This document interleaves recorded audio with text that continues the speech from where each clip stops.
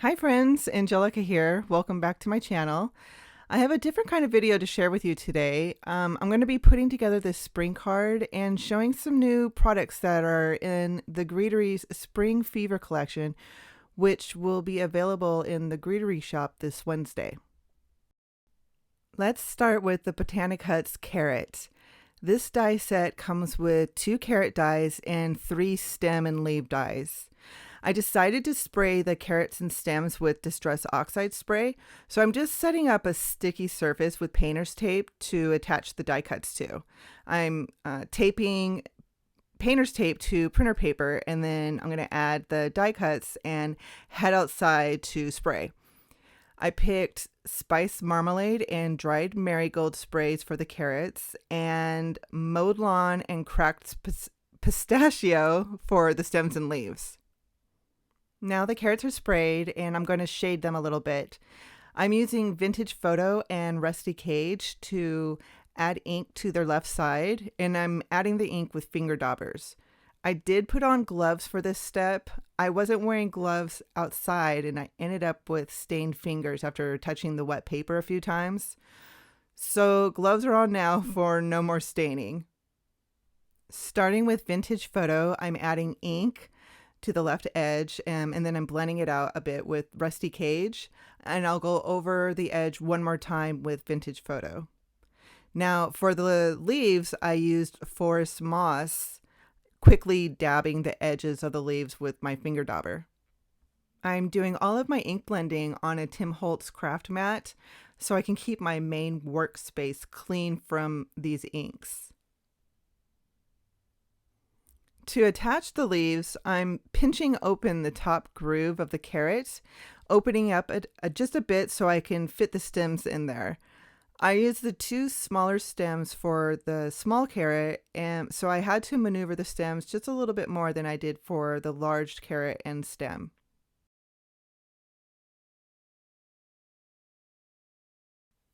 I did decide I really didn't like the way the Forest Moss ink looked on the leaves, so I'm going to switch the color out with Lucky Clover. The great thing about Distress Oxide inks is that you can cover inks with another color since they're so opaque. So I'm going over the edges again with another finger dauber, and then I'm going to be moving on to stamping the bow. This is the new Put a Bow on It stamp set, and I absolutely adore this stamp set. It has 8 different sentiments, so this set can be used throughout the year. There's a coordinating die, which I used to die cut the ribbon before stamping, and I now have it set up in my mini MISTI. I have a sticky cutting mat under the bow negative, and this is going to keep my bow in place while I'm stamping. I like to set up my MISTI like this when I'm stamping with layered stamps, especially when I'm using Distress Oxide inks, because I'm going to be stamping a lot of layers of color. For the bottom layer, I picked Sponge Sugar, Worn Lipstick, and Picked Raspberry inks. I used finger daubers a lot to add the ink and also to smooth the ink out on the stamp. The Picked Raspberry ink I used more just to ink the edges of the ribbon for a little added interest. And then I moved on to the second layer. I stamped the second layer with Festive Berries first, and then I added Aged Mahogany, mainly to the middle of the second layer stamp. And again, I'm using finger daubers to add the ink. I love stamping layered stamps with Distress Oxide inks and finger daubers. It just gives a very fun vintage look when you do this process. I pulled the ribbon off with my tweezers off the sticky mat, and now I'm just kind of thinking about how I'm going to build my bouquet. Before I move on to the bouquet though, I'm going to glue the stems to the carrots and then back the carrots with heavyweight cardstock. I'm using art glitter glue, which I pour into a small needlepoint bottle, and this glue is amazing. A little will go a long way and it dries really fast. I realized that I forgot to stamp the ribbon sentiment, so I'm gonna go back to my MISTI really quick and get that sentiment stamped. I picked Happy Spring for my sentiments, and I'm inking it up with VersaFine Clair Nocturne black ink, which is my favorite ink to stamp sentiments with. Okay, so now I really am going to start figuring out how I want to do the bouquet. You're going to see me fiddle a lot with all my components until I find the perfect placement. I'm using the 2 carrots in bow, and I'm also going to be bringing in a few BotaniCuts Wildflowers, which is another product that's in the Spring Fever collection. I'm going to be using small drops of glue to start attaching pieces together, the carrots first, and then I'm going to figure out how and where I'm going to tuck in the wildflowers. Trimming the stems are definitely going to help me since the stems are long and the carrot leaves are pretty full. I almost have the arrangement figured out, though those little blue flowers were giving me a little bit of trouble.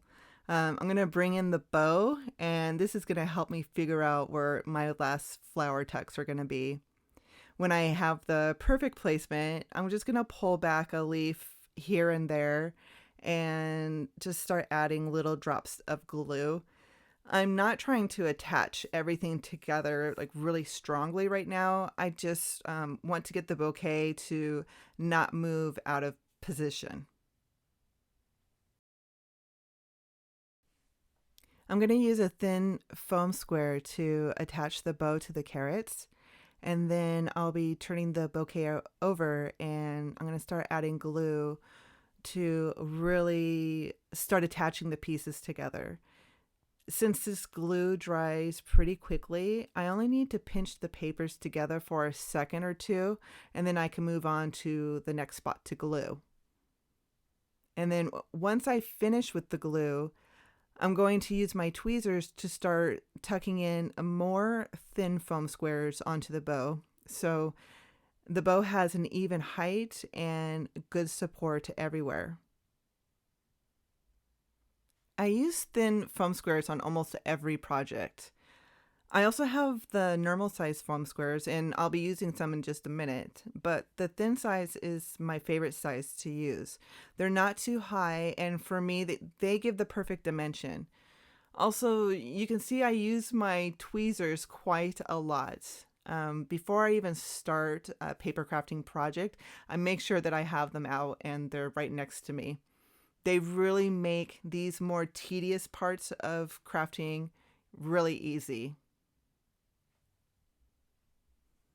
I keep putting the bouquet back down on the board, and I'm just pushing down on some areas. And what I'm doing is I'm checking to see where I need to add more support. The last foam squares that I'm going to be adding are the thicker ones. That's going to be on the part of the bow that's sticking out on its own.